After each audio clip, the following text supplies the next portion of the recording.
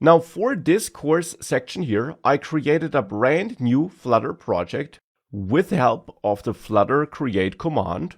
For example, you could name it Advanced Basics or anything like that. And with that new project created, in there, you should go to your main Dart file in the lib folder and clear all the content that's inside of it so that you have an empty file again, because again, we're going to start from scratch here so that we can really also practice what we learned in the previous section, because it is crucial that you got those basics down. And attached you also find a zipped assets folder, which you should unzip and add to your project, which contains an images folder, which contains one image, which we'll use as part of this section here. Not immediately right now, but a little bit later in this section.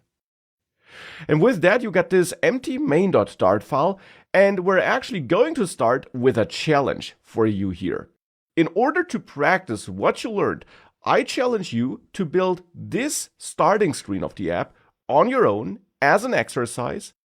And in the next lecture, we will build it together so you can use that next lecture to compare your solution to mine, but definitely try it on your own first. Write all the code that's needed to bring something onto the screen, to tell Flutter that it should create some user interface.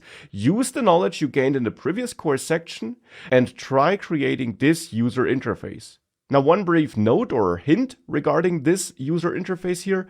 This button here at the bottom is not a text button as we used it in the previous section, but some other kind of button.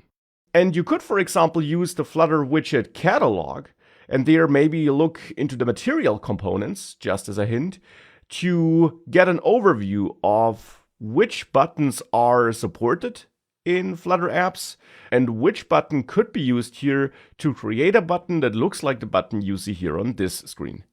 So as mentioned, my recommendation is that you try this on your own to practice what you learned. In the next lecture, we'll build this starting screen from scratch together.